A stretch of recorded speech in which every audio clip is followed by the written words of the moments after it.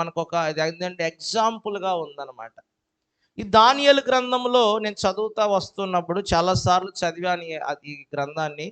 అయితే ఈరోజు నేను మరి ప్రార్థనాపూర్వకంగా మరొకసారి చదువుతున్నప్పుడు నాకు దేవుడు బయలుపరిచిన విషయం ఏంటంటే, దానియేలు దర్యావేషు ప్రభుత్వ కాలమందు, పారసీకుడు అగు కోరేషు ప్రభుత్వ కాలమందు కూడా వర్ధిల్లుతూ వచ్చాడంట, వర్ధిల్లుతూ వచ్చాడు.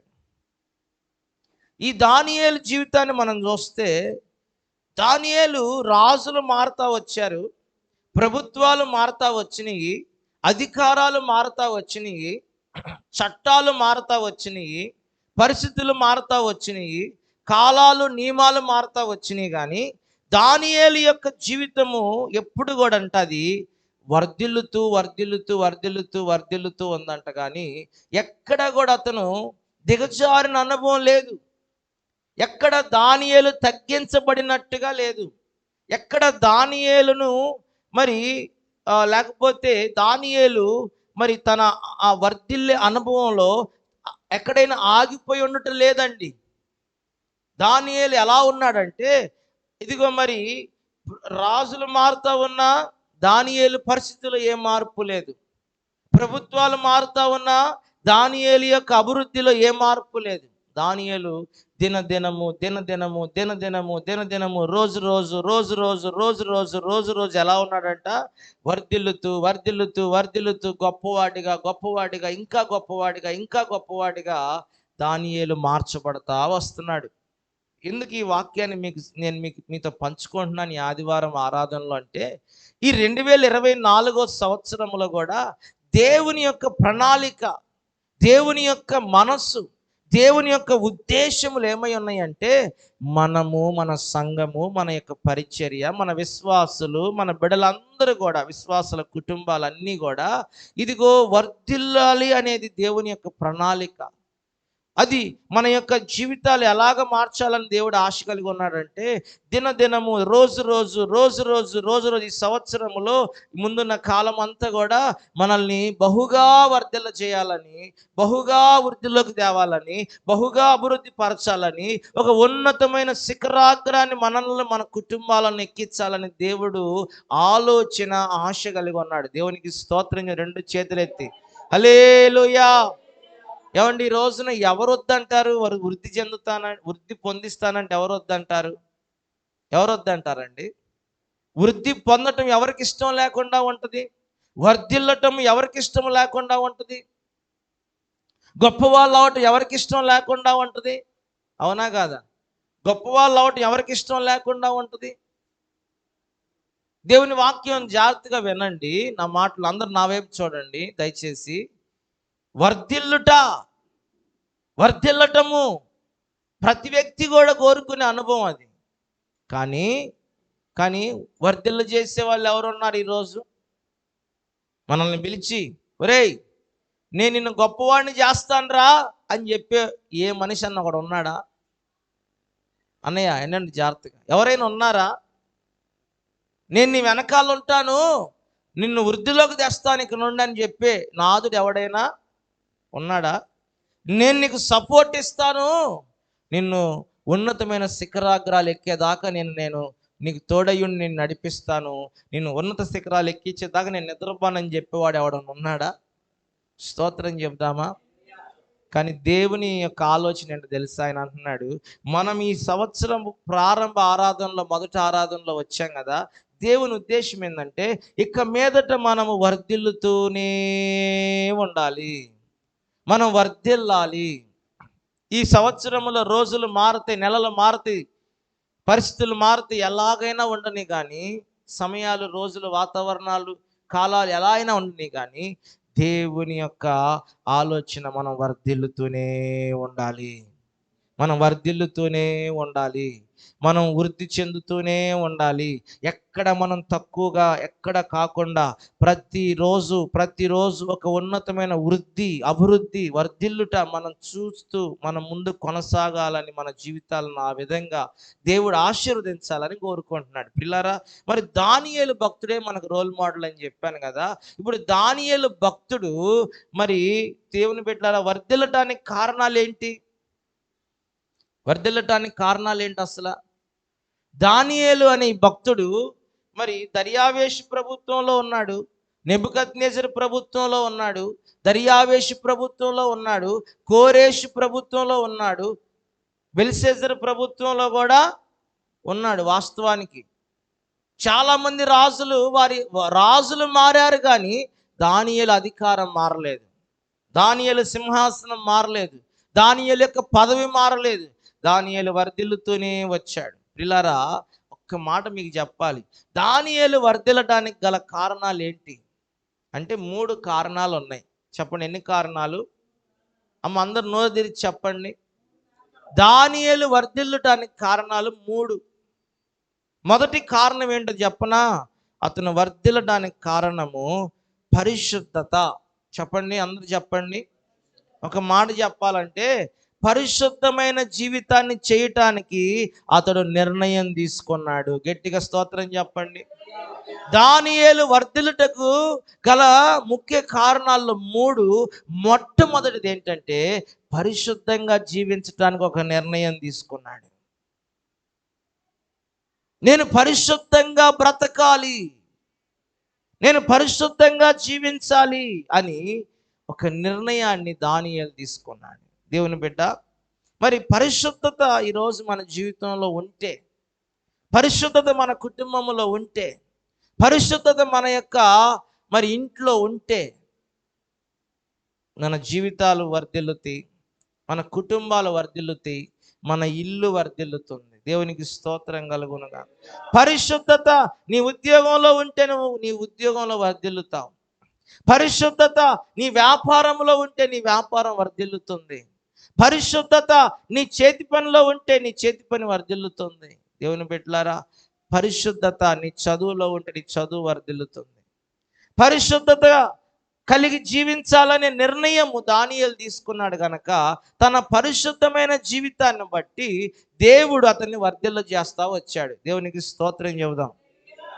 వాక్యంలో చూస్తే ఈరోజు చాలామంది అనుకుంటారు, నేను పని చేస్తున్నాను కదా, నేను ఉద్యోగం చేస్తున్నాను కదా, నేను వ్యాపారం చేస్తున్నాను కదా, ఇదిగో నేను మందిరానికి కూడా వెళ్తున్నాను కదా, ఇదిగో నేను మరి మందిరంలో పరిచర్య కూడా చేస్తున్నాను కదా, ఇదిగో నేను మందిరానికి వెళ్ళి ఆదివారం క్రమం తప్పకుండా ఆరాధనకు కూడా వెళ్తున్నాను కదా, ఉపవాస ప్రార్థనలో కూడా వెళ్ళి కూర్చుంటున్నాను కదా, మరి నా జీవితం ఎందుకు వర్ధిల్లింపు రావట్లేదు అని అంటే, నీ జీవితంలో నువ్వు మందిరానికి రావచ్చు, నువ్వు యేసయ్యను విశ్వాసం ఉంచవచ్చు, మందిరానికి రావచ్చు, ఆదివారం ఆరాధనలో ఉండొచ్చు, మరి ఉపవాస ప్రార్థనలో కూడా ఉండొచ్చు, మందిరంలో పరిచర్య చేసే వ్యక్తిగా ఉండొచ్చు, మరి నువ్వు ఉద్యోగం చేయొచ్చు, వ్యాపారం చేయొచ్చు, మరి నువ్వు చేతి పని కలిగి ఉండొచ్చు, కష్టపడవచ్చు, నిరంతరం కష్టపడి పని చేయొచ్చు. కానీ నీ జీవితంలో వర్ధిల్లింపు రావట్లేదు ఏంటని నువ్వు అనుకోవచ్చు. ఎందుకు రావట్లేదు ఈరోజు చెప్పనా?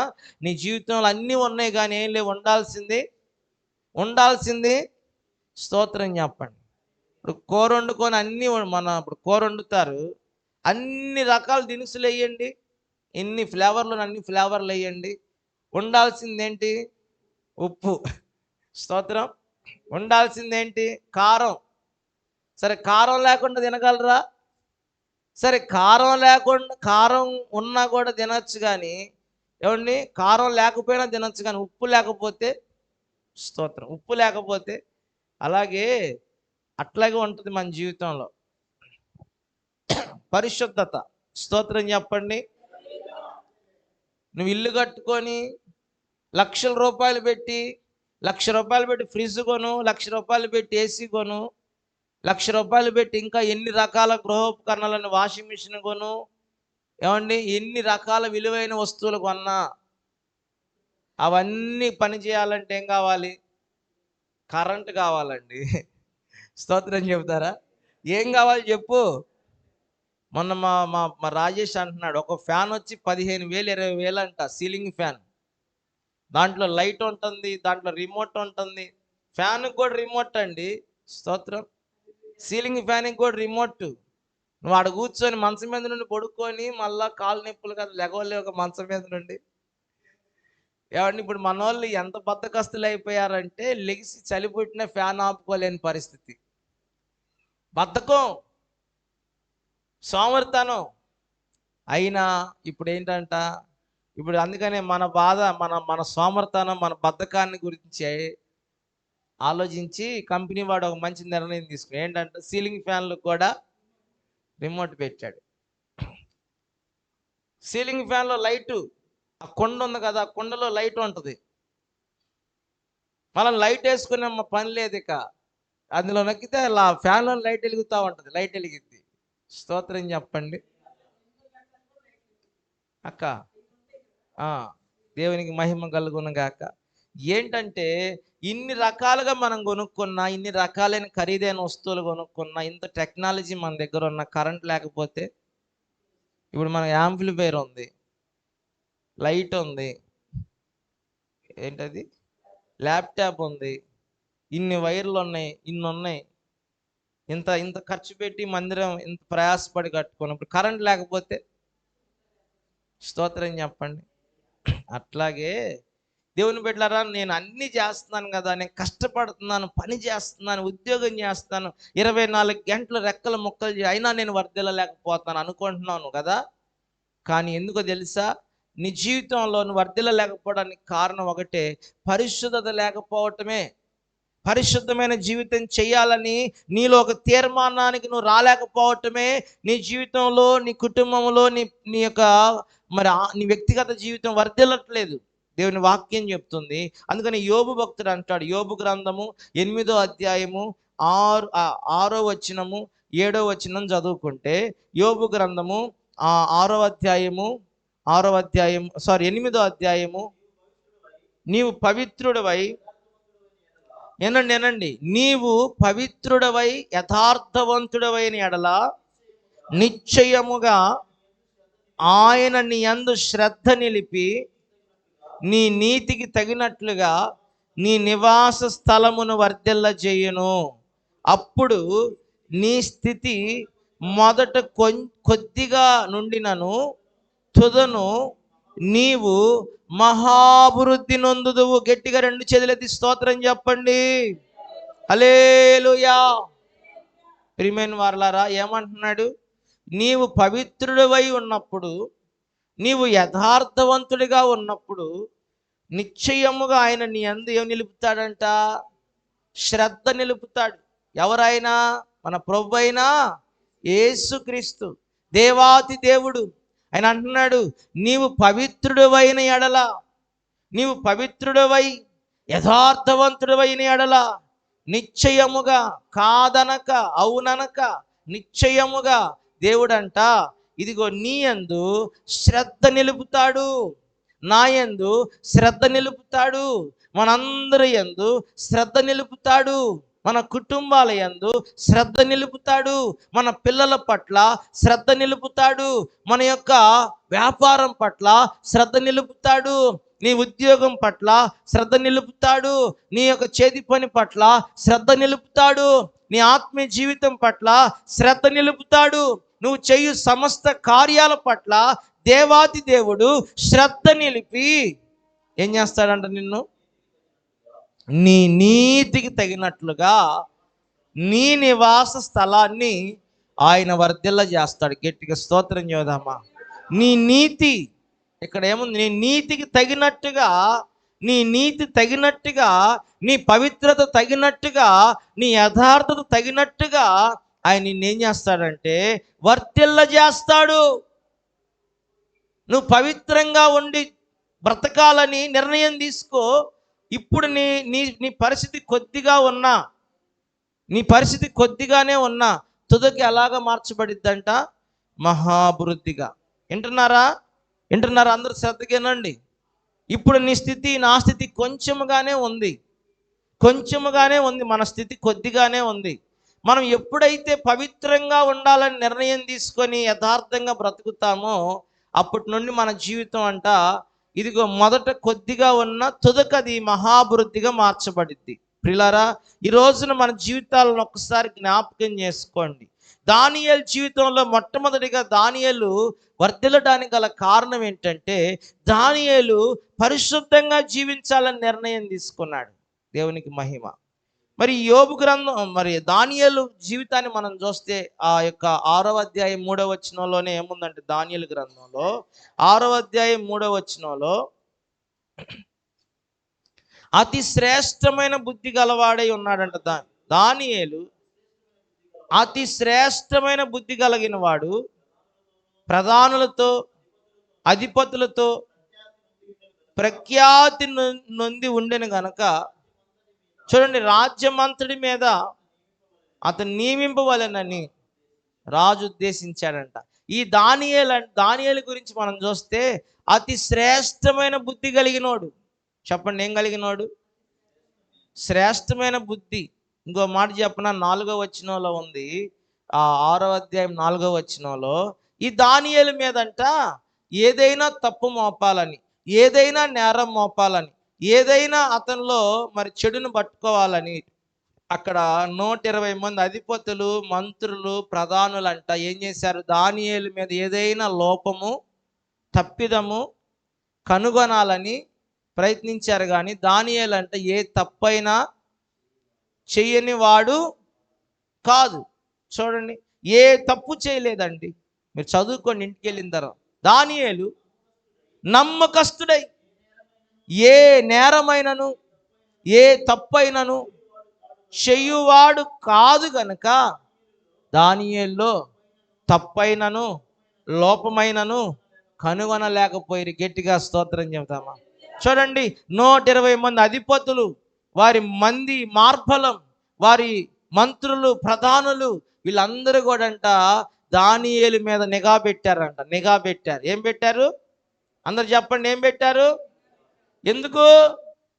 ఇతనిలో ఏదైనా తప్పు పట్టుకోవాలి, ఇతనిలో ఏదైనా నేరం పట్టుకొని ఇతన్ని రాజుగారి ముందు తప్పుడు వాడిగా నేను చూపించాలని వీళ్ళందరూ ఒకళ్ళు కాదండి, 100 మంది అండి. ఇంతమంది కలిసి ఒక్కడిని ఏం చేస్తున్నారు? చూస్తున్నారు. ఏదైనా తప్పు, ఏదైనా తప్పిదాన్ని, ఏదైనా నేరాన్ని, ఏదైనా పాపాన్ని పట్టుకోవాలని చూస్తుంటే దానియేలు అంట ఎలా ఉన్నాడంట? నమ్మకస్తుడై. ఎవరికి నమ్మకస్తుడై? దేవునికి నమ్మకస్తుడై. దేవునికి నమ్మకస్తుడై ఎలా ఉన్నాడంటే దానియేలు అంట ఏ తప్పైనా నేరమైనా చెయ్యని వాడు గనక అతనిలో ఏమీ కూడా వాళ్ళు పట్టుకోలేకపోయారు. చూడండి, ఎంత పవిత్రంగా బ్రతుకుతున్నాడు, ఎంత పరిశుద్ధంగా బ్రతుకుతున్నాడో దీన్ని బట్టి మనకు అర్థమవుతుందా లేదా? హల్లెలూయా, హల్లెలూయా. చూడండి ప్రియులారా, మరి దేవుని వాక్యంలో ఈరోజు మనం నేర్చుకుంటున్నామండి. యోసేపు అనే భక్తుడు ఉన్నాడు కదా, ఈ యోసేపు ఎలా ఉన్నాడు? యోసేపు బానిసగా ఉన్నాడు, ఐగుప్తు దేశంలో ఉన్నాడు. ఈ యోసేపు వాళ్ళ యజమానురాలు ఏమంటుంది తెలుసా? దా పాపం చేద్దాం. ఇక్కడ ఎవరు లేరు, నిన్ను నన్ను చూసే వాళ్ళు ఎవరూ లేరు, నేను పాపం చేసినట్టు ఎవరికి తెలీదు అని ఆమె ఏమంటుంది? పాపం చేద్దాం రమ్మంటుంది. ఇతన యవనస్తుడు, ఇతన కుర్రోడు, వయసులో ఉన్నాడు, మంచి వయసులో ఉన్నాడు. ఆమె అందమైన వ్యక్తి, ఒక గొప్ప ఉన్నతమైన శ్రీమంతురాలు. ఎవరామె? శ్రీమంతురాలు, ధనవంతురాలు. ఆ ఇంటిలో యజమానుడు, తర్వాత ఈయన ఇంకా పెద్ద అధికారి. ఈయన ఎవరికి లెక్క చెప్పాల్సిన పని లేదు. ఆయన ఎక్కడ ఉండమంటే అక్కడ అన్నీ ఉండాల్సిందే. ఆ ఇల్లంతా కూడా యజమానుడు అంట ఆయనకి అప్పగిచ్చాడంట. ఆమె అంటుంది, నువ్వు అందంగా ఉన్నావు, నచ్చావు నాకు, మనం పాపం చేయాల్సిందే అంట. ఈయన అన్నాడు, లేదు, ఇంత ఘోర దుష్కారం నా దేవుని దృష్టికి నేను ఎలాగా చేస్తాను? ఆమె అంటుంది, ఇక్కడ ఎవరు లేరు, పాపం చేద్దాం. చూడండి, ఈ వాక్యాన్ని శ్రద్ధగా వినండి. మనం పాపం చేస్తున్నప్పుడు ఎవరు మనం చూడట్లేదులే, ఎవరు మనల్ని కనిపెట్టట్లేదులే, ఎవరికి తెలియట్లేదులే అని మనం అనుకొని పాపం చేస్తే ఇదిగో తప్పకుండా దేవుడు మన పాపానికి తగినట్లుగా మన జీవితాల్లో వర్ధిల్లింపు ఉండదండి. తప్పకుండా దేవుడు తగిన శిక్ష ఏదో ఒక విధంగా మనకి విధిస్తాడు, ఏదో ఒక రకంగా విధిస్తాడు. మనకు తెలియకుండానే శిక్ష పడిపోద్ది మనకి. దేవుని వాక్యం చెప్తుంది, శ్రద్ధగానండి, దేవుని వాక్యం చెప్తుంది, మనము ఎవరు చూడట్లేదని అనుకొని పాపం చేయటానికి మనం ఎప్పుడు కూడా తొందరపడకూడదు. యోసేపుకి ఎవరు చెప్పారు? యోసేపుకి ఎవరు చెప్పారు పాపం చేయకూడదని? యోసేపుకి ఎవరు చెప్పారన్నా పాపం చేయకూడదని? యోసేపుకి ఎలా తెలుసు పాపం చేయకూడదని? చూడండి, మరి యోసేపు పరిశుద్ధంగా జీవిస్తున్నాడు. దానియేలుకి ఎవరు చెప్పారు పాపం చేయకూడదని? ఎవరు చెప్పారు? మోషే చనిపోయినప్పుడు మోషే దేహం దగ్గర, శవం దగ్గర సాతాను వచ్చి నిలబడింది. ఏయ్, ఇది ఈ శవం నాదంటుంది. ఎందుకు? దేవదూత గాబ్రియేల్ పోరాడుతుంది. అప్పుడు పరిశుద్ధాత్మ నిలబడి అక్కడ అన్నాడు, మోషే నా దైవజనుడు, అతను పరిశుద్ధుడు, అతని దేహము నీవు ఎలా తీసుకెళ్తావు అన్నాడు సాతాన్ని. అప్పుడు దేవునితో అంటది, నీ ప్రజలందరినీ దుర్మార్గులను తిట్టాడు, నీ ప్రజలందరూ నీచులు అన్నాడు, పాపం చేశాడు నోటితో, ఇతను నావాడే అన్నాడు. అప్పుడు దేవుడు అన్నాడు, అతను చేశాడు కానీ అతను నా దగ్గర తప్పుని ఒప్పుకున్నాడు, తన తప్పుని ఒప్పుకున్నాడు గనక ఇతను పరిశుద్ధుడే, ఇతను నావాడే అని చెప్పి పరిశుద్ధ ఆత్మ దేవుడు ఏం చేశాడు తెలుసా? సాతానుతో వాదన పెట్టుకొని మోషే దేహాన్ని కాపాడుకున్నాడు. దేవునికి స్తోత్రం కలుగును గాక. ప్రియమైన వారలారా, ఎవరు చెప్పారు ఈ భక్తులకి పరిశుద్ధంగా బ్రతకాలని? ఈ రోజున మన జీవితంలో మరి యోసేపుకి ఐగుప్తులో ఎవరు చెప్పారు? బబులోను దేశంలో దానియేలుకి ఎవరు చెప్పారు? ఈరోజు లాగా మందిరాలు లేవు, ఈ రోజులాగా సేవకులు దైవజనులు లేరు వాళ్ళకి. ఈ రోజులాగా ప్రతి ఆదివారం మందిరానికి వచ్చినప్పుడు వాక్యం చెప్తే విని నేర్చుకునేది ఏమీ లేదు వాళ్ళు. కానీ ఆ దినాల్లో వాళ్ళు ఎలా బ్రతికారంటే పరిశుద్ధంగా బ్రతకాలని తీర్మానం చేసుకున్నారు, పరిశుద్ధంగా బ్రతకాలని నిర్ణయం తీసుకున్నారు. బ్రతికితే పరిశుద్ధంగానే బ్రతుకుదాము, చస్తే పరిశుద్ధంగానే చద్దాం అనుకున్నారు వాళ్ళు. దేవునికి స్తోత్రం. 3 రోజులైనా హంసలాగా బ్రతుకుదాము, కాకిలాగా పాపం చేసి కలకాలం బతికే కంటే హంసలాగా 3 రోజులు బ్రతికి చచ్చిపోదాం పరిశుద్ధులుగా. స్తోత్రం కలుగునుగా. ఆ వైరాగ్యం ఎక్కడి నుండి వచ్చింది? ఎవరు నేర్పించారు వాళ్ళకి? ఎవరు చెప్పారు? ఎవరు బోధించారు? ఈరోజు గంటలు మా నోరు పెక్కటిల్లేలాగా, ఏమండి, స్వరపేటిగా పగిలిపోయేటట్టుగా మా నోరంతా కూడా మేము మరి నోరు తెరిచి ఇంతగా అరిచి మీకు చెప్తున్నాం. ఆ దినాల్లో ఎవరు చెప్పారు? ఇంతగా మేము నోరు తెరిచి వాగి చెప్తున్నాం. అమ్మా, మనం పరిశుద్ధంగా బ్రతకాలంటే మన జీవితాల్లో పరిశుద్ధంగా బ్రతకాలనే నిర్ణయం రాలేకపోతుంది ఈ నేటి జనాలకి. వాళ్ళకి ఎవరు చెప్పారండి? నా మాట అర్థమవుతుంది? ఎవరు చెప్పారు వాళ్ళకి? దేవునికి స్తోత్రం చెప్తారా? కాబట్టి దేవుడు మన మధ్య నివసిస్తాడు. యోసేపు మరి చూడండి, యోసేపు మరి ఈ రోజున ఎంతగా పరిశుద్ధంగా బ్రతికాడు. యోబు అంట వాక్యం చెప్తుంది, యోబు అంటున్నాడు కదా, ఇదిగో నీవు పవిత్రుడివై ఉన్నప్పుడు, యథార్థవంతుడివై ఉన్నప్పుడు నిశ్చయంగా దేవుడు నీ మీద శ్రద్ధ నిలుపుతాడు. మోషే తన పాపాన్ని ఒప్పుకున్నాడు, పరిశుద్ధుడయ్యాడు. అలాగే యోసేపు ఐగుప్తులో ఇదిగో ఎవరు చూడట్లేదు కదా, నా దేవుడు చూస్తున్నాడని తను దేవుని భయం కలిగి పాపము చేయకుండా పరిశుద్ధుడిగా బ్రతికాడు కనుకనే ఆ దేశంలో అతని దేవుడు అంచెలంచెలుగా యోసేపుని వర్ధెల్ల చేశాడు. దానియేలుని కూడా దేవుడు వర్ధెల్ల చేశాడు.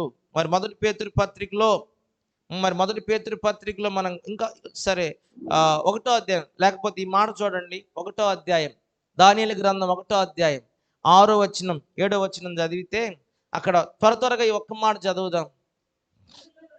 యూదుల్లో నుండి దానియేలు, అనన్య, 7వ వచనం చదవండి, నాకు 7 చదవండి.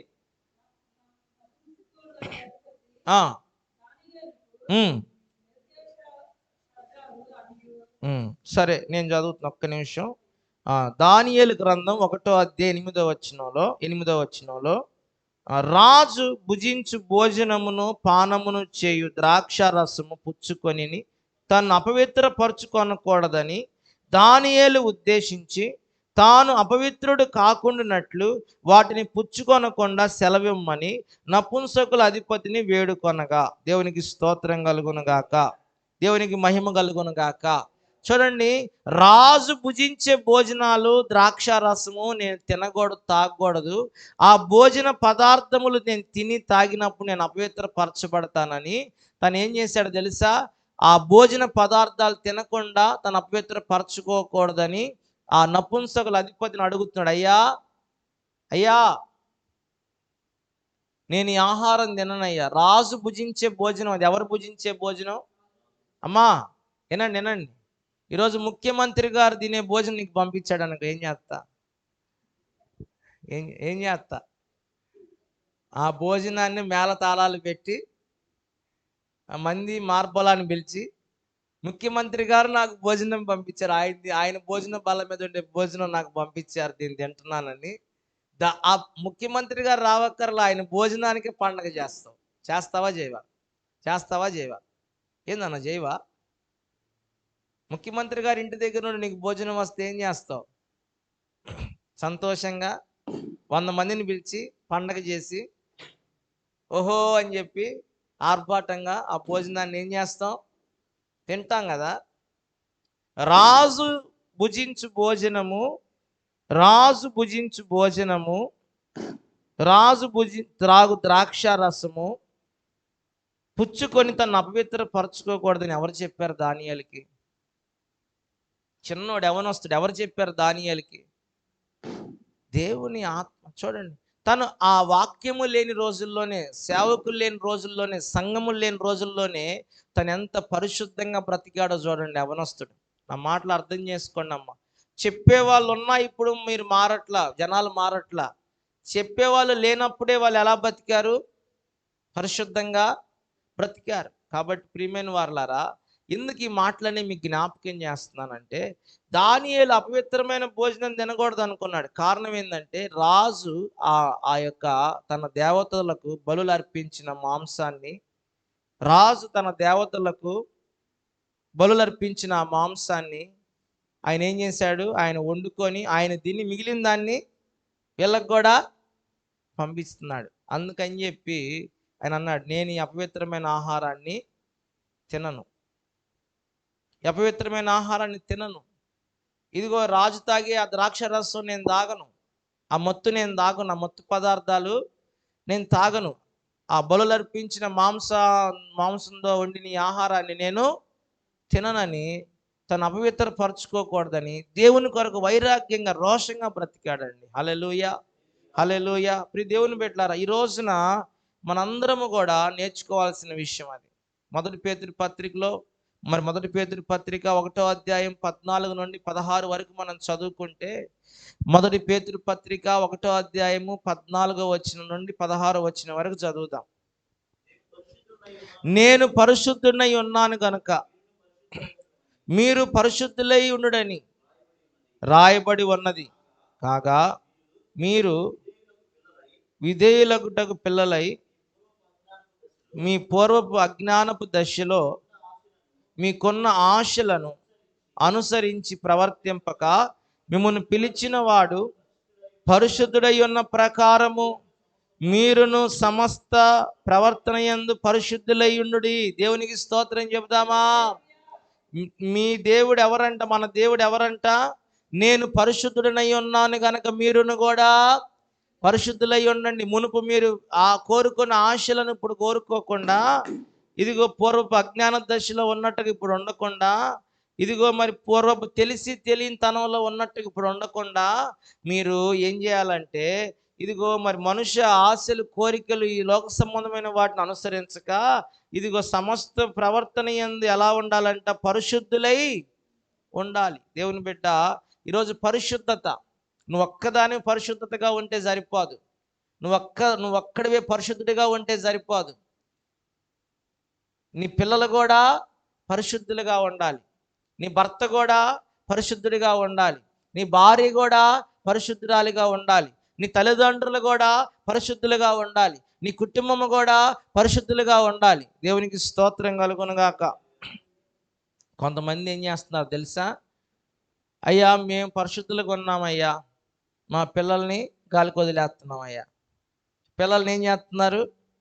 పిల్లల్ని ఏం చేస్తున్నారు చెప్పండి? వాళ్ళు ఏం చేస్తున్నారు? ఎవరితో మాట్లాడుతున్నారు? ఏ ఫోన్లో ఏ వీడియో కాల్ మాట్లాడుతున్నారు? వాళ్ళు కాలేజీకి వెళ్ళినప్పుడు ఎవరితో స్నేహం చేస్తున్నారు? ఇంట్లో ఉన్నప్పుడు ఎవరితో స్నేహం చేస్తున్నారు? మరి 2 బెడ్రూమ్లు ఉన్నాయి. భార్యాభర్త బెడ్రూమ్లో పడుకుంటున్నారు, పిల్లలు ఒక బెడ్రూమ్లో పడుకుంటున్నారు. ఈ బెడ్రూమ్లో పిల్లలు ఏం చేస్తున్నారు? ఏ అపవిత్రమైన కార్యాల్లో వాళ్ళు వెళ్ళిపోయారు. యోబు భక్తుడు తెలుసు కదా, యోబు తెలుసు కదా. యోబు తన పిల్లల కొరకు ఏం చేస్తున్నాడండి? తన పిల్లల కొరకు ఉదయాన్నే లేచి ఏం చేస్తున్నాడు? దహన బలులు అర్పిస్తున్నాడు. ఎందుకో తెలుసా? నా పిల్లలు మరి వాళ్ళు అనేక కార్యక్రమాల్లో నిమగ్నమైపోయి వారు విందులు వినోదాలు చేసుకుంటున్నారు. ఎక్కడైనా వాళ్ళకి తెలియకుండానే వాళ్ళని అపవిత్రత అంటిందేమో, ఎక్కడైనా పాపం అంటిందేమో, ఎక్కడైనా ఎక్కడైనా వాళ్ళు దేవుణ్ణి దూషించారేమో, దేవునికి విరోధంగా ఎక్కడైనా తెలియక ఏదైనా పొరపాటు చేశారేమోనని వాళ్ళని బట్టి ఏం చేస్తున్నాడు? యోబు గ్రంథం 1వ అధ్యాయంలో ఉంటుంది. ప్రతి ఉదయాన్నే ఏం చేస్తున్నాడు ఆయన? స్తోత్రం, స్తోత్రం. చూడండి 1వ అధ్యాయము 4వ వచనం, లేకపోతే 5వ వచనం. యోబు తన కుమారులు పాపము చేసి తమ హృదయములో దేవుని దూషించరేమో అని వారిని పిలువనంపించి వారిని పవిత్రపరిచి అరుణోదయము లేచో వారిలో ఒక్కొక్కరిని నిమిత్తము దహన బలిని అర్పించుచు వచ్చెను. యోబు నిత్యము అలాగున చేయొచ్చు. చూడండి ప్రియారా, మనం ఒక్కలమే పరిశుద్ధులుగా ఉంటే సరిపోయిద్దా? అక్క వినాలా? మనం ఒక్కలమే పరిశుద్ధులుగా ఉంటే సరిపోయిద్దా? నీ ఇంట్లో వాళ్ళు కూడా పరిశుద్ధంగా ఉండాలి, నీ పిల్లలు కూడా పరిశుద్ధంగా ఉండాలి, నీ కుటుంబం కూడా పరిశుద్ధంగా ఉండాలి, నీ కుటుంబ సభ్యులు వాళ్ళు కూడా పరిశుద్ధంగా ఉండాలి. దేవునికి స్తోత్రం. యోబు ప్రతినిత్యం ఏం చేస్తున్నాడు? తన పిల్లల కొరకు ఏం చేస్తున్నాడండి? ఇదిగో మరి దహన బలులు అర్పిస్తా ఉన్నాడు. అరుణోదయము లేచి వారు ఒక్కొక్కరి నిమిత్తము దహన బలి. ఈ రోజున ఉదయాన్నే లేచి ఏం చేయాలి? ఉదయాన్నే లేచి ఏం చేయాలి? నువ్వు మోకరించి చేతులెత్తి తెల్లవారుజాము 4 గంటలకు లేచి ఏం చేయాలి? చేతులెత్తి, అయ్యా నా పిల్లల్ని పరిశుద్ధపరచు, నా భర్తను పరిశుద్ధపరచు, నా కుటుంబాన్ని పరిశుద్ధపరచు, నా జీవితాన్ని పరిశుద్ధపరచు, నా హృదయాన్ని పరిశుద్ధపరచు, నా యొక్క తలంపులను పరిశుద్ధపరచు, నా ఆలోచనను పరిశుద్ధపరచు అయ్యా. అయ్యా పరిశుద్ధత కావాలని చేతులెత్తి ఏం చేయాలి? మోకరించి ఉదయాన్నే ఏం చేయాలి? 4 గంటలు లేచి ఉదయాన్నే ఏం చేయాలి? యోబు ఏం చేస్తున్నాడు? ఉదయాన్నే లేచి ఏం చేస్తున్నాడు? తన పిల్లల కొరకు దహన బలులు అర్పిస్తున్నాడు. నీవు నేను మనం ఏం చేయాలి? స్తోత్ర బలులు అర్పించాలి దేవునికి. అయ్యా నా కుటుంబాన్ని పరిశుద్ధపరచు, నా పిల్లల్ని పరిశుద్ధపరచు, నన్ను పరిశుద్ధపరచు. తెల్లవారుజాము 4 గంటలు లేచి ఏం చేయాలి? స్తోత్ర ప్రార్థన చేయాలి, స్తోత్ర ప్రార్థన చేయాలి. హల్లెలూయా, హల్లెలూయా, హల్లెలూయా, హల్లెలూయా.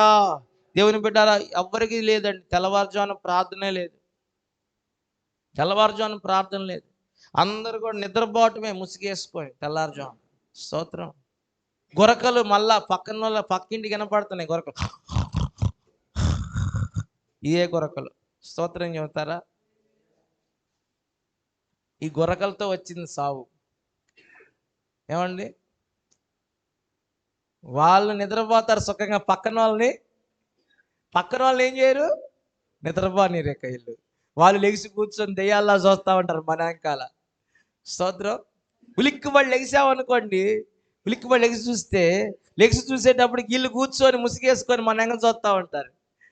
నేను దెయ్యం అనుకొని భయపడ్డా చాలాసార్లు. ఏంద్రా నాయన అంటే, అన్నా నువ్వు కొరక పెడుతున్నావు అన్న. స్తోత్రం.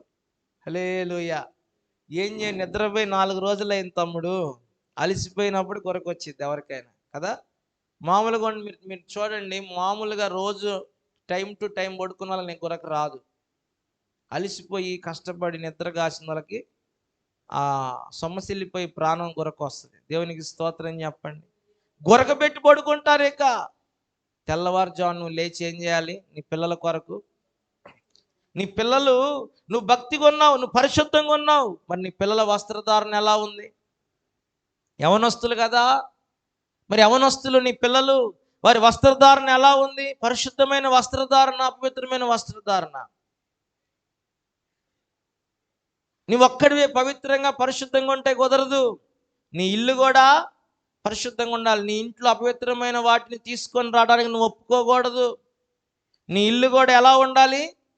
పరిశుద్ధమైనదిగా ఉండాలి. స్తోత్రం చెప్పండి. సరే, రెండవదిగా మనం గమనిస్తే దానియేలు వర్ధిల్లుటకు ముఖ్య కారణం ఏంటంటే 3 విషయాలు. మొదటిది ఏంటి చెప్పండి? పరిశుద్ధంగా జీవించడానికి నిర్ణయం తీసుకున్నాడు. రెండోది ఏంటంటే ఆత్మీయ జీవితంలో క్రమశిక్షణ కలిగి ఉండాలని నిర్ణయం తీసుకున్నాడు. చెప్పండి. ఆత్మీయ జీవితంలో అందరూ వినండి, ఆత్మీయ జీవితంలో క్రమశిక్షణ కలిగి ఉండాలని నిర్ణయం తీసుకున్నాడు. దానియేలు గ్రంథంలో 6వ అధ్యాయం 10వ వచనంలో మనం చదివితే అక్కడ ఒక రాజు శాసనం రిలీజ్ అయింది. చదవండి అందరూ దయచేసి త్వరగా. ఇట్టి శాసనము సంతకము చేయబడినని దానియేలు తెలుసుకొనినప్పుడు అప్పుడు తన ఇంటికి వెళ్ళి యథాప్రకారముగా అనుదినము 3 మోకాళ్ళుని తన ఇంటి పైన కిటికీలు యెరూషలేము తట్టు తెరిచి ఉండగా తన దేవునికి ప్రార్థన చేయుచు ఆయన స్తుతించుచూ వచ్చెను. దేవునికి స్తోత్రం చెప్పండి. చూడండి, దానియేలు ఒక క్రమమైన ఆత్మీయ జీవితం చేయాలని నిర్ణయం తీసుకున్నాడు. చూడండి, దానియేలుకి ఒక శాసనం వచ్చిందని తెలిసింది. ఏంటి ఆ శాసనము? 30 రోజులు రాజుకే దండం పెట్టాలి, మరి ఎవరు ఏ దేవునికి వారు నమస్కరించకూడదని ఏమండి ఈ యొక్క శాసనం వచ్చింది. ఇప్పుడు ఈ శాసనాన్ని బట్టి దానియేలు ఏం చేశాడు? తన క్రమాన్ని మార్చుకున్నాడా? మార్చుకోలేదా? అందరు చెప్పాలి. మార్చుకున్నాడా? ఒరేయ్, ప్రార్థన చేసిన ఎవరు వాళ్ళ దేవుడికి మొక్కుకున్నా రాజుగారికి తప్ప ఎవరికి ప్రార్థన చేయకూడదు. రాజుగారికి తప్ప 30 రోజులు ఎవరు వాళ్ళ యొక్క దేవుళ్ళను ఆరాధించకూడదని ఆ దేశంలో ఒక చట్టం వచ్చింది. ఇప్పుడు వాళ్ళ దేవునికి ఇప్పుడు వాళ్ళు ప్రార్థించిన ఏం జరిగిద్దంటే వాళ్ళు సింహాల బోన్లో వేయబడి మరణశిక్ష విధించబడుతుంది. ఈ శాసనము వచ్చిందని దానియేలుకు తెలుసా తెలీదా? తెలుసు. ఇప్పుడు తెలిసినా కూడా ఏం చేస్తున్నాడు? అక్కడ రాయబడిన మాట చూడండి. కాగా రాజుకు దర్యావేషు శాసనం రాయని సంతకం చేశాను. ఇట్టి శాసనము సంతకం చేయబడినని దానియేలు తెలుసుకొనినప్పుడు అతడు తన ఇంటికి వెళ్ళి యథాప్రకారంగా ఏంటంట? అందరేనండి, యథా అంటే క్రమం తప్పలా. ఇప్పుడు మీ ఇంటికి చుట్టాలు వచ్చారు. ఇప్పుడు నువ్వు మందిరానికి ఆదివారం ఆరాధన క్రమం ఉంది. మనకి ఆదివారం విశ్రాంతి దినము, ఆదివారం పరిశుద్ధ దినము, ఆదివారము అది దేవుని రోజు, అది దేవుని ఆరాధించే రోజు. ఇప్పుడు నీకు ఒక ముఖ్యమైన పని వచ్చింది. ఇప్పుడు నువ్వు ఆదివారము క్రమము మానేసి, మందిరం మానేసి చుట్టాలు వండి పెట్టుకుంటా కూర్చుంటావా? ఇంటికి మందిరానికి వస్తావా? స్తోత్రం. ఇప్పుడు నీకేదైనా ముఖ్యమైన పని తగిలింది. ఇప్పుడు ఆదివారం ఆరాధన వచ్చింది. ఈ ముఖ్యమైన పనికి వెళ్తావా? ఆదివారం ఆరాధన నీ క్రమాన్ని పాటిస్తావా? అప్పుడు మనం ఏం చేయాలంటే ముందు దేవుని మందిరానికి వచ్చి ఆయన ఆరాధించుకున్న తర్వాత వెళ్ళి మన పని చేసుకోవాలి. స్తోత్రం చెప్పండి. కానీ మనోళ్ళు ఏం చేస్తున్నారు తెలుసా? ముందు పని చేసుకొని మిగిలిన టైం ఉంటే వచ్చి చూద్దామని అనుకుంటున్నారు. స్తోత్రం. దానియేలు వర్ధిల్లటానికి ముఖ్యమైన కారణం ఈరోజు నీ జీవితంలో ఈ 2024వ సంవత్సరంలో నువ్వేమవ్వాలి చెప్పండి? ఏం చేయాలనుకుంటున్నాడు దేవుడు? నిన్ను ఏం చేయాలనుకుంటున్నాడు? నన్ను ఏం చేయాలనుకుంటున్నాడు? పట్టుకొని కొట్టాలనుకుంటున్నాడా? ఏందండి ఎంత వాక్యమేంది? ఈ 2024లో దేవుడు మన పట్ల ఏ ఉద్దేశం కలిగి ఉన్నాడు? గట్టిగా చెప్పన్నా, తొందరగా చెప్పు, నేను ముగిస్తున్నా. చెప్పు, త్వరగా చెప్పు.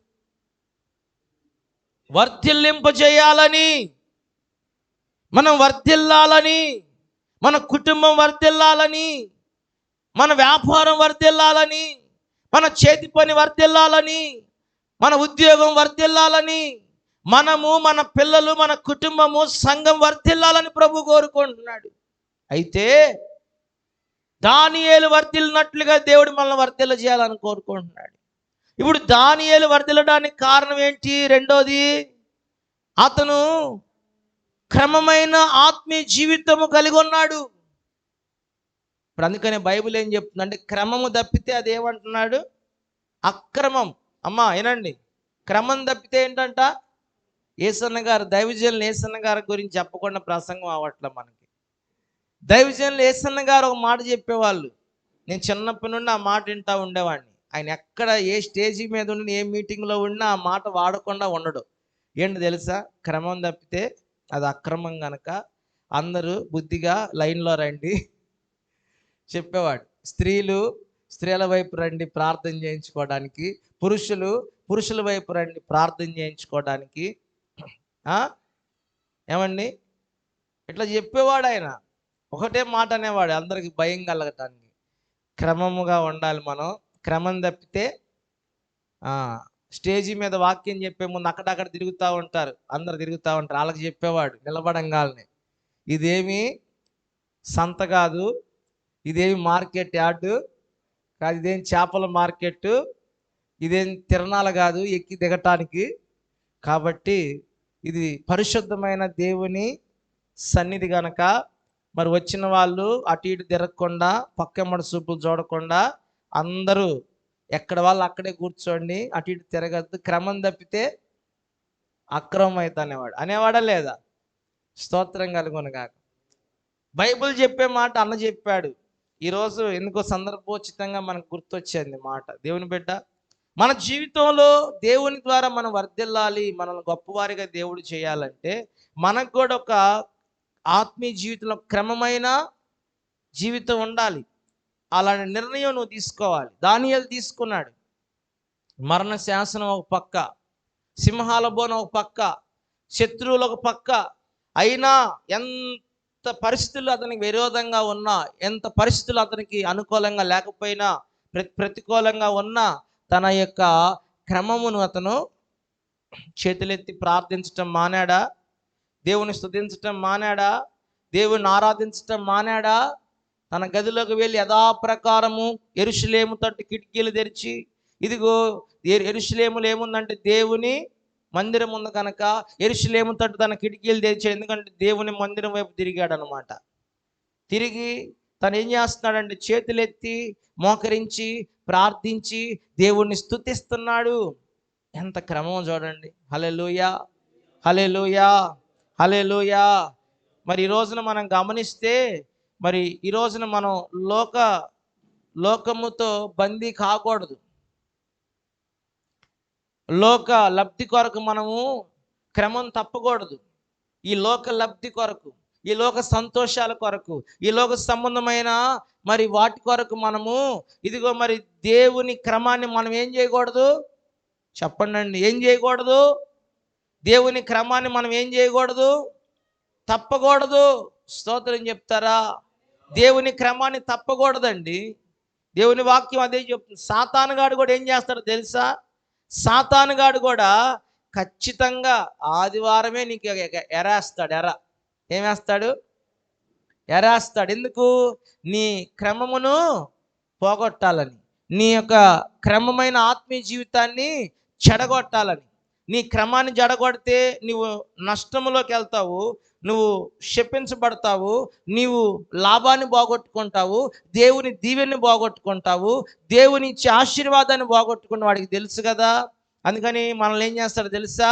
మన క్రమాన్ని తప్పించడానికి చూసి ఉరి వేస్తాడు, ఉచ్చేస్తాడు. ఏమేస్తాడు చెప్పండి? సాతానుగాడు ఆదివారమే వాడు ఏం చేస్తాడంటే ఒక ఎర్ర వేస్తాడు. నిద్ర లేవక ముందే ఫోన్ వచ్చింది, ఆదివారం మీరు రావాలండి, మీరు ఉంటే బాగుంటుంది, మా ఇంట్లో భోజనాలు. నిద్ర లేవక ముందే మెసేజ్లు వస్తాయి, నిద్ర లేవక ముందే ఫోన్లు వస్తాయి. ఎందుకు తెలుసా? ఆదివారం రమ్మని చెప్పి, ఆదివారమే రమ్మని చెప్పి. స్తోత్రం చెప్తారా? గట్టిగా స్తోత్రం చెప్పండి. ఆదివారమే. విడి రోజుల్లో బెల్లవరు మళ్ళా మనల్ని, స్తోత్రం, ఈ రోజుల్లో పిలవరు. ఆదివారమే సాతాను గాడు ఎరేస్తాడు వీడు మనం చిక్కించుకోవాలని. బిస్కెట్ వేస్తాడు, బిస్కెట్. నువ్వు వస్తే నేను బట్టలు ఇప్పిస్తాను, నువ్వు వస్తే నేను ఫోన్ కొని పెడతాను, నువ్వు వస్తే వాళ్ళకి పరిచయం చేస్తాను గొప్పోళ్ళు. ఇట్లా నువ్వు ఆదివారం వస్తే ఇంటర్వ్యూకి ఉద్యోగం ఇస్తాను. ఆదివారం పెడతారు ఇంటర్వ్యూలు ఇప్పుడు తెలుసా. పరీక్షలు కూడా కాలేజీలు ఎప్పుడు పెడతారు తెలుసా, ఆదివారం పెడుతున్నారు. ఈ కాంపిటేటివ్ ఎగ్జామ్లు ఉంటాయి, అది కూడా ఆదివారమే.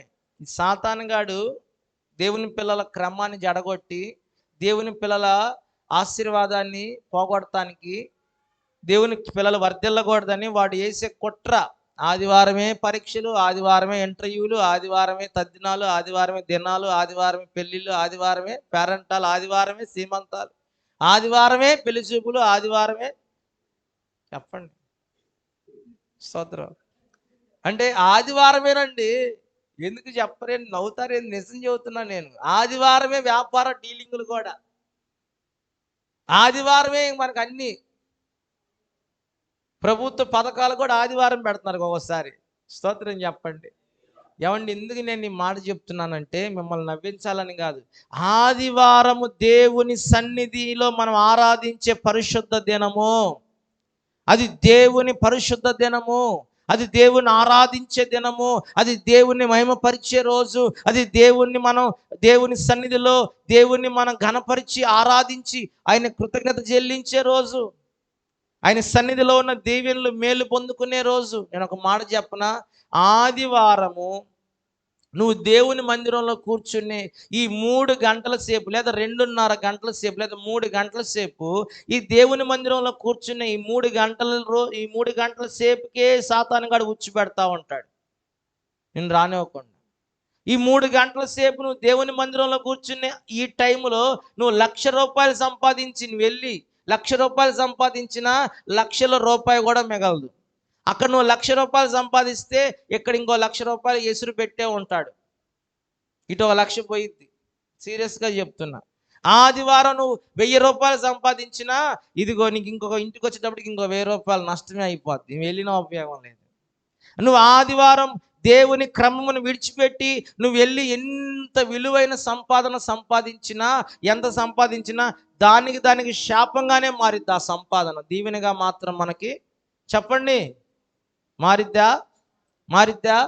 మారదు. దేవుని బిడ్డ, నువ్వు ఎంత సంపాదించినా దేవుని సన్నిధికి రాకుండా అని క్రమాన్ని వదిలిపెట్టి ఆ దేవుని సమయంలో నువ్వు పనిచేసి ఎంత సంపాదించినా కూడా అది నీకు శాపంగానే మారిద్ది. ఆ సంపాదన కానీ ఆశీర్వాదంగా మాత్రం మార్చబడదు.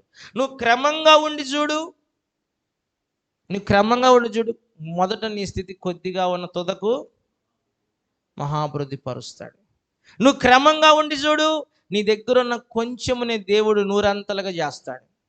నువ్వు క్రమంగా ఉండి చూడు, ఈ ఆదివారం పోయిన సంపాదన కూడా తిరిగి దేవుడు నీకు మరలా నూరంతలుగా ఇస్తాడు. హల్లెలూయా. చాలాసార్లు చెప్పాను, అమెరికాలో ఎక్కడో ఉందంట ఈ చికెన్ వ్యాపారం చేసే బిజినెస్ ఉందంట. KFC లాగా ఏదో కంపెనీ అని చెప్పారు, చిక్లేవో ఏదో ఉంది అది. ఈ ఆదివారం రోజండి ఆయన ఆ రెస్టారెంట్ క్లోజ్ చేస్తాడంట. అసలు ఆదివారమే అందరికీ సెలవు, ఆదివారం రెస్టారెంట్కి వచ్చి తినేది అందరూ కూడా. ఈయన ఆదివారం విశ్రాంతి దినం మందిరానికి వెళ్ళాలి, క్లోజ్ చేస్తాడు. వాళ్ళు వచ్చి అడిగారంట, ఏమండి అందరూ ఆదివారమే కదండి, మీరు జనాలు ఎక్కువ వచ్చేది, ఆదివారం మూసేస్తారు ఏందండి అని అంటే, ఇది నా దేవుని ఆరాధించే రోజయ్యా, నేను ఈ ఆదివారం వ్యాపారం చేసి సంపాదించిన ఆ సంపాదన నాకు శాపమే కానీ దీవెన కాదు, నా దేవుడు నాకు రెట్టింపు ఇస్తాడనేవాడంట. కానీ సోమవారం రోజు షాప్ తీయగానే దానికి 4 గంటలు రెట్టు వ్యాపారం జరిగిద్దండి. దేవునికి స్తోత్రం చెప్పండి. ఆదివారం పోగొట్టుకున్న సంపాదన కూడా తిరిగి 2, 3, 4 రెట్లుగా దేవుడు సోమవారం ఇస్తాడు. ఒక రోజు అంట, గమనించండి, చిన్న మాట చెప్తాను. ఒక రోజు ఈ మాట చెప్పి ముగిస్తాను. ఒకరోజు దేవుని వాక్యాన్ని శ్రద్ధగినండి.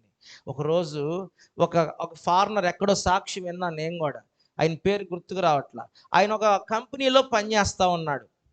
మన దేశస్తుడు కాదు, వేరే దేశంలో జరిగిన కథ, ఇది జరిగిన సంఘటన, కథ కూడా కాదు. ఆయన ఒక కంపెనీలో పనిచేస్తున్న ఒకసారిగా కంపెనీ పేలిపోయిందంట. బ్లాస్ట్ అయింది, ఆ కంపెనీలో అగ్ని ప్రమాదం జరిగింది. జరిగినప్పుడు ఆ కంపెనీ అంతా కాలిపోయింది. ఆ ప్రమాదంలో ఈయన వ్యక్తికంట 2 కళ్ళు పోయినాయి, 2 చేతులు తెగిపోయినాయి. చేతులు తెగిపోయినాయి. మనిషి అయితే బతికాడు కానీ 2 కళ్ళు పోయినాయి, 2 చేతులు కూడా తెగిపోయినాయి. ఈ 2 కళ్ళు 2 చేతులు తెగిపోతే ఇప్పుడు ఆ వ్యక్తి బతికాడు. కానీ అతను మంచి విశ్వాసి. ఎవరంట ఆయన? మంచి భక్తి కలిగినవాడు. ఆదివారం ఆదివారం క్రమం తప్పకుండా మందిరానికి వస్తాడు. దేవునికి స్తోత్రం. ఆదివారం ఆదివారం క్రమం తప్పకుండా మందిరానికి వస్తాడు. ఆదివారం ఆదివారం దేవుని సన్నిధికి వస్తాడు. క్రమముగా జీవించేవాడు. అతను ఎవరంట? క్రమము కలిగిన వాడు, భక్తి కలిగిన వాడు, మంచి విశ్వాసి. అతనికి కళ్ళు పోయినాయి, అతనికి చేతులు తెగిపోయినాయి ప్రమాదంలో. కానీ ఇతనికి మంచి క్రమం ఏంటో తెలుసా? ప్రతిరోజు బైబుల్ చదువుతాడు. ఏంటంట? దేవుని వాక్యము చదవని రోజంట ఆయన లేదు. ఇప్పుడు ఈయనకి చేతులు లేవు, కళ్ళు లేవు, ఇప్పుడు బైబుల్ చదవలేడు. చాలా బాధపడుతున్నాడు. అయ్యో, నా క్రమాన్ని నేను బాగొట్టుకున్నానే. నా క్రమముగా నేను బైబుల్ చదువుకునేవాడిని. కళ్ళు పోయినా బాధ లేదు ఆయనకి, చేతులు పోయినా బాధ లేదు. ఇప్పుడు దేని గురించి బాధపడుతున్నాడు? నేను వాక్యము క్రమంగా వాక్యం చదివేవాడిని, దేవుని వాక్యాన్ని చదవలేకపోతున్నానే, నా క్రమాన్ని పోగొట్టుకున్నానే అని బాధపడుతున్నాడంట. ఇంతలో ఒక ఆలోచన వచ్చింది. బ్రేనీ లిపి. ఈ గుడ్డి వాళ్ళు ఉండే అక్షరాలు ఉంటాయి. ఈ గుడ్డి వాళ్ళకి, చూపు లేని వాళ్ళకి ఒక లిపి ఉంది. ఏంటది? బ్రేనీ, అంతేనా? బ్రేనీ లిపి ఉంది. ఈ బ్రేనీ లిపి ఆ గుడ్డి వాళ్ళు చదువుకోవడానికి కనిపెట్టిన ఒక అక్షరాలు అన్నమాట. ఇప్పుడు వాళ్ళు ఏంటంటే, మన కళ్ళు కనబడితే కాదు, కంటితో చూసి చదువుతాం. వాళ్ళు ఏం చేస్తారు? చూపు లేని వాళ్ళు చేత్తో తడిమి అక్షరాలను గుర్తుపట్టి చదువుతారు. అది చెక్కలాగా చెక్కు ఉంటాయి అక్షరాలు. చేత్తో తడిమి అక్షరాలను గుర్తుపట్టి చదువుతారు. ఇప్పుడు ఈయనకి చేతులు కూడా లేవుగా, ఎట్లా చదువుతాడు? ఈయన ఏం చేస్తాడు తెలుసు? వినండి జాగ్రత్తగా. తన నాలుగుతో కష్టపడి ఆ భాష నేర్చుకొని తన నాలుగుతో ఆ అక్షరాలు తడుముతూనంట 3 సార్లు బైబిల్ పూర్తి చేశాడంట. గట్టిగా స్తోత్రం చెప్పండి. తన క్రమాన్ని బాగొట్టుకోవట్లా. కళ్ళు పోయినాయ్యా, ఇంకేం చదువుతావు? చేతులు కూడా లేవు, ఇంకెలా చదువుతావు?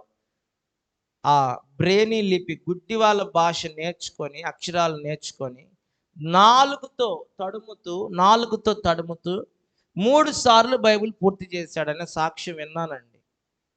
ఈ రోజున ఒక విషయం చెప్పనా? ఈరోజు ఆయన గొప్ప దైవజనుడిగా మార్చబడ్డాడు. గట్టిగా స్తోత్రం చెప్పండి. ఈ చేతులు కాళ్ళు లేని ఈ సేవకుడి దగ్గరికి 5,000 మంది విశ్వాసులు వస్తున్నారంట ఆరాధనకి. స్తోత్రం చెప్పండి. దేవుడు తన క్రమాన్ని పోగొట్టుకొని వ్యక్తులను ఏం చేస్తాడు తెలుసా? తప్పకుండా వర్ధిల్ల చేస్తాడు. తప్పకుండా ఉన్నతంగా వారిని హెచ్చిస్తాడు. తప్పకుండా వారిని పైవారిగానే ఉంచుతాడు. చూడండి, ఆ కళ్ళు లేని, చేతులు లేని వ్యక్తి నాలుగుతో తడుముతూ 3 సార్లు బైబిల్ చదివితే మనం ఎన్నిసార్లు చదవాలి?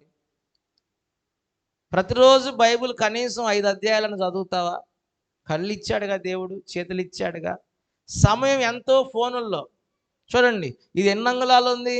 ఎన్ని అంగుళాలు ఉంటుంది ఈ ఫోన్? మహా అయితే 6 అంగుళాలకు కూడా ఇంకెక్కువ, 8 అంగుళాలు ఉంటుందేమో, లేకపోతే 10 అంగుళాలు ఉంటుందేమో. ఈ 10 అంగుళాల ఫోను 6 అడుగుల మనిషిని లొంగతెత్తుందండి. 3 అంగుళాల సిగరెట్ ఇదిగో మరి 6 అడుగుల మనిషిని పడేస్తుందండి. ఆ మాట అర్థమవుతుందా? ఈ రోజున వాక్యములకు చోటు లేదు. వాక్యం చెప్తుంది, నేను ఒకటే చెప్తున్నాను, క్రమము కావాలి. ఎక్కడో పరిశుద్ధులు కాదండి. మా పాస్టర్ గారు వాళ్ళ తాతగారు ఉన్నాడు, ప్రసాదరావు గారు అని. శామ్యుల్ పాస్టర్ గారు వాళ్ళ నాన్నగారు. ఈ మనకు తెలిసిన ప్రాంతంలో దైవజనులు మొన్నటి దాకా వాళ్ళు 2012 వరకు కూడా, వాళ్ళు 11 వరకు కూడా ఉన్నారండి. వాళ్ళు గొప్ప సేవకుడండి. తన కుమార్తె పాము గరిచి చనిపోయింది. ఎట్లా? తన కుమార్తె పాము గరిచి చనిపోయింది. అయ్యగారికి తెలిసింది, మీ కుమార్తె పొలంలో పాము చూసి భయపడి గుండెకి చచ్చిపోయింది అయ్యగారు. ఆదివారం ఆరాధన రోజు అది, ఆదివారం ఆరాధన రోజు. ఈ ఆదివారం ఆరాధన రోజు ఏం చేశారో తెలుసా? కుమార్తె దగ్గరికి వెళ్ళలా. కూతురు చచ్చిపోయింది, అక్కడ శవాన్ని పడుకోబెట్టారు. దైవజనుడు వెళ్ళలా, కూతురు దగ్గరికి వెళ్ళలా చూడటానికి. ఆయన శనివారం ప్రార్థన, ఆ రాత్రి తెలిసింది, శనివారం ప్రార్థన పెట్టుకున్నాడు. ఆదివారం ఆరాధన కూడా జరిపాడు. విశ్వాసులందరికీ చెప్పాడు, ఆదివారం ఆరాధన జరుగుతుంది, అందరు రండి అని. అందరు వచ్చారు. ఆదివారం ఆరాధన అయిన తర్వాత సంఘాన్ని అంతటిని తీసుకొని వెళ్ళి ట్రాక్టర్ మీద కూతురుని చూడటానికి వెళ్ళాడు. కూతురు చచ్చిపోతే ఆదివారం ఆరాధన ముఖ్యమా, కూతురు చావు ముఖ్యమా? చెప్పండి చెప్పండి. ఎక్కడో సంగతి చెప్పట్లా నేను, చుండూరులో జరిగిన సంఘటన ధైర్యంగా చెప్పగలను. తాతగారు, పాస్టర్ గారు, దైవజనులు, కుమార్తె చనిపోయింది. చిన్న చిన్న పిల్లలు, 3 ఆడపిల్లలు ఉన్నారు ఆమెకి. పసిపిల్లలు ఏడుస్తున్నారు అక్కడ తల్లి శవం దగ్గర కూర్చొని. కానీ దైవజనుడు ఏం చేస్తున్నాడు తెలుసా? నా క్రమాన్ని నేను తప్పను, నా దేవుడు నాకు కావాలని మందిరంలో కూర్చొని ఆరాధన చేస్తున్నాడు. దేవునికి స్తోత్రం. అలాంటి తీర్మానం ఈరోజు మనకు కావాలని నేను ఈరోజు మీకు ఈ విషయాలన్నీ చెబుతున్నాను. దేవుని ఆశీర్వాదం ఊరికే రాదు. నువ్వు వర్ధిల్లాలంటే, దానియేలు వర్ధిల్లడానికి కారణం ఆత్మీయ జీవితంలో క్రమముగా జీవించాలని తీర్మానం చేసుకున్నాడు. దేవుని బిడ్డలారా, ఈరోజు మన ఆదివారము అనే కాదు, శనివారం అనే కాదు, ఒక ఉపవాస కూడికలు అనే కాదు, నీవు నీ ఆత్మీయ జీవితంలో ఒక క్రమము అయిన ఆత్మీయ జీవితం కలిగి ఉండాలి. దైవజనులు డేవిడ్ రాజయ్య గారు, సికింద్రాబాద్, అమ్మగారి గురించి, రెబ్కా అమ్మగారి గురించి నేను సాక్ష్యం విన్నాను. ఆమె వృద్ధాప్య దశలో ఉంది. ఆమెకి 2 స్నానం చేయించాలంట. ఆమెకి 2 స్నానం చేయించాలి.